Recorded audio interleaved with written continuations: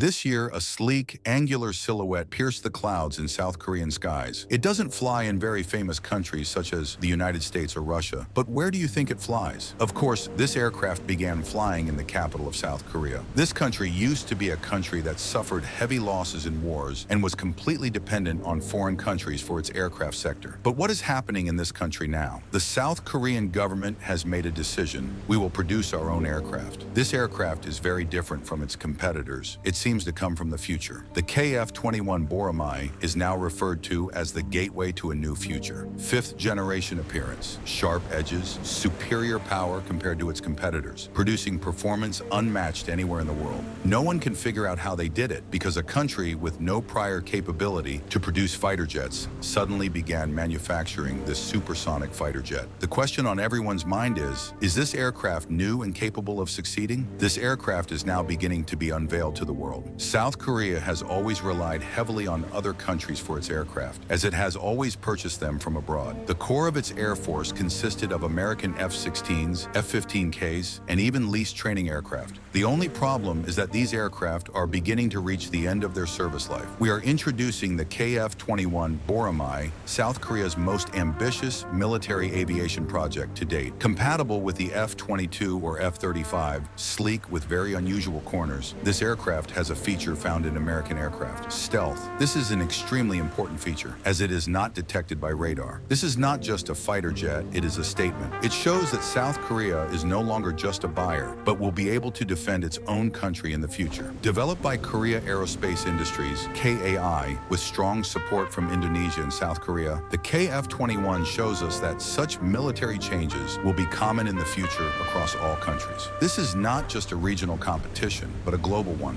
Countries around the world are eager to acquire this aircraft and are joining the race. Thanks to its stealth capabilities, ESA radar, sophisticated avionics systems, and modular weapon system, the KF-21 has another purpose. That is, aircraft from the US and other major countries are generally very expensive, and small countries cannot afford them. But this aircraft eliminates that problem and makes it possible for all small countries to purchase it. This jet is not only designed to counter North Korean threats, but also to compete with aircraft like those produced by Lockheed Martin, which dominate the aviation industry. However, how did South Korea transition from importing F-4 Phantoms to developing a state-of-the-art stealth fighter jet within a few decades? What are the distinctive features of the KF-21? Will this create opportunities for agreements among countries in Asia regarding aircraft? We will see this in the future. From vision to jet, the origins of Boramae. The journey of the KF-21 did not begin in a high-tech laboratory. The question, what if we made it ourselves, was the starting point. After wars, the economies of these countries generally grow slowly, but South Korea managed to grow its economy quickly and reach the level where it could afford these aircraft. However, that wasn't the only issue, as there were very few people who knew how to build these aircraft, so the country began training people in that field, which led to the development of this aircraft. South Korea had always purchased aircraft like the F-4, F-5, and later the F-16 and F-15K, making it seem dependent on the United States. They wanted to break free from this situation. While these jets were functional, they had certain drawbacks. The original manufacturers retained control over upgrades. There was no right to make any changes to these aircraft, and they could not be sold to other countries. Additionally, if a war broke out suddenly, these aircraft would be useless because they could not be used against the United States. For this reason, South Korea launched a bold project in the early 2000s to build a completely new fighter jet from scratch named the KF-X. Everyone suddenly became afraid of this aircraft, and no one knew why. They were building a modern fighter jet, and the most challenging part was making it invisible. Other countries, such as the United Kingdom, found it very difficult to do this on their own, but South Korea worked hard to achieve this and succeeded. However, Korea was serious about this. With the help of numerous local companies and foreign partners, Korea Aerospace Industries, KAI, began to prepare a design. The initial designs were conservative and resembled more sophisticated F-16s. However, the goals were raised. Designed for 21st century battlefields with more stealthy angles and internal systems, the final form, now known as the KF-21, reflects the aerodynamic fluidity of the F-22 Raptor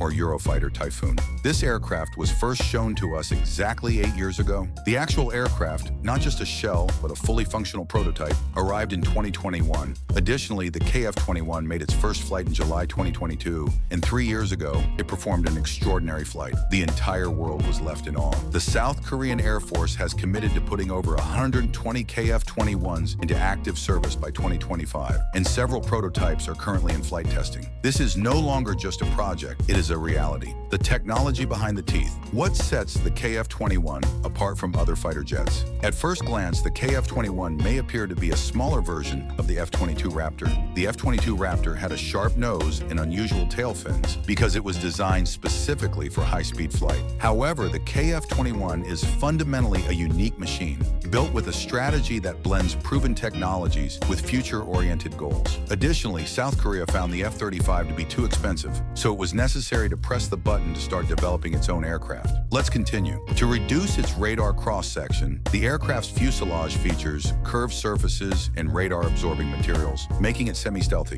At least for now, the absence of fully enclosed weapon bays is intentional. The KF-21 has a block-based design. Block 1 is the cheapest of the three. Block 2 offers more sophisticated stealth features, internal weapon storage, and the best flight performance. Block 3 is fully networked and may potentially have unmanned capabilities. In short, it's an evolutionary design. The domestically developed AESA radar provides the KF-21 with an advantage in beyond visual range combat, while also establishing a state-of-the-art flight zone for pilots, making it easier for them to fly. This radar was developed in-house by South Korea's Hanwha Systems Company, marking a significant step toward achieving sovereignty in this area. This aircraft now leads others in terms of technology. The locally developed AESA radar gives the KF-21 an advantage in beyond visual range combat while also providing pilots with a state-of-the-art flight zone, making it easier for them to fly. This radar was developed in-house by South Korea's Hanwha Systems Company, marking an important step toward achieving sovereignty. This aircraft now offers us the opportunity to detect enemies using infrared beams, placing it far ahead of others in terms of technology. It has been introduced to the world as a revolutionary aircraft, now equipped with cutting-edge technology as if it were from the future. The Boramae can carry South Korea's own weapons, such as AIM-120 AMRAAMs, AIM-9X Sidewinders, or even bombs you might not even think of under its wings. In the future, it could also carry cruise missiles and long-range standoff weapons for deep strike operations. However, the most important advantage is that KF-21 aircraft can be easily exported. The U.S. makes this difficult. For example, many countries are prohibited from purchasing F-35s or cannot afford them. But this is not the case with South Korean aircraft. They will assist you in purchasing them, especially for countries looking to replace their aging F-16, MiG-29, or Eurofighter fleets. The KF-21 offers a viable option. There is now competition among other aircraft, so you no longer have to settle for just those options, and another aircraft is taken to the skies. The world is very fortunate, fighting alongside allies, Indonesia's cooperation, and international views. The KF-21 is not being built by just one country. Several partners have been involved in this aircraft project. For example, Indonesia has been an important partner from the outset, contributing to the development costs and providing assistance. Despite some setbacks in the partnership, Indonesia expects to receive a number of aircraft and some technologies in return. The alliance has been somewhat strained due to delays in delivering the aircraft, disagreements over funding, and several significant political changes. Additionally, some countries with struggling economies are facing difficulties in purchasing aircraft from the U.S., leading them to form partnerships with South Korea. This has begun to result in significant steps forward. Why is this important? Because autonomy translates into an advantage in today's global arms market. By developing the KF-21, South Korea will become less dependent on American aircraft such as the F-35 and F-15K, or it will become self-sufficient and independent in its own air force, meaning no one can hinder it. Most importantly, South Korea is surrounded by powerful countries, so this means it needs a special way to protect itself. And it also creates an opportunity to earn money by selling aircraft to them. The KF-21 is not only a geopolitical signal, but also a national defense tool. It announces to the world that South Korea wants to be not only a buyer, but also a producer, exporter, and innovator of defense technology. While maintaining the KF-21's high-level capabilities, it is not being sold to other countries at the same high price as the F-35. The U.S. government is somewhat annoyed by this situation because it is no longer selling aircraft equivalent to the KF-21. The reason is that no one is buying expensive aircraft anymore, or they are starting to produce their own aircraft, or they are purchasing aircraft made in South Korea. What are the features of the KF-21? Let's take a closer look. Although marketed as a 4.5 generation fighter jet, the KF-21 has a modular and upgradable architecture. It features the following: It offers the opportunity to store weapons in hidden locations, but this feature is not currently available as it is a newly produced aircraft. A roadmap that includes final block upgrades to achieve full 5th-generation features, such as internal weapon bays, more sophisticated stealth coatings, and possibly AI-assisted combat systems. This helps you easily track down an enemy at long ranges.